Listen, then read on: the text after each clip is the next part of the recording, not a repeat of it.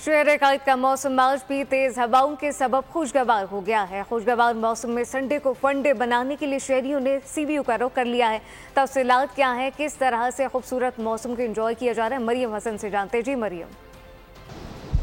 शहर का मौसम काफ़ी खुशगवार है। इस वक्त तकरीबन 22 से 35 किलोमीटर फी घंटा की रफ्तार से हवा चल रही है, जिसके सबब मौसम जो है वो काफ़ी हद तक खुशगवार महसूस किया जा रहा है। इस वक्त हम सी व्यू पर मौजूद हैं और कराची के शहरी संडे को फंडे मनाने के लिए मुख्तलिफ पिकनिक पॉइंट समेत सी व्यू पर आ चुके हैं। फैमिली हमारे साथ मौजूद है, उनसे बात करते हैं।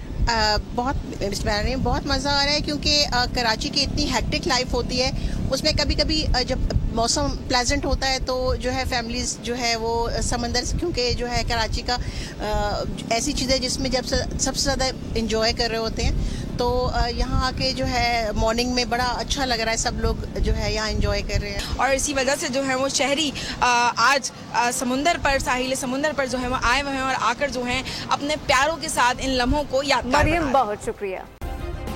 सब्सक्राइब करें और बेल दबाएं ताकि कोई खबर रह न जाए।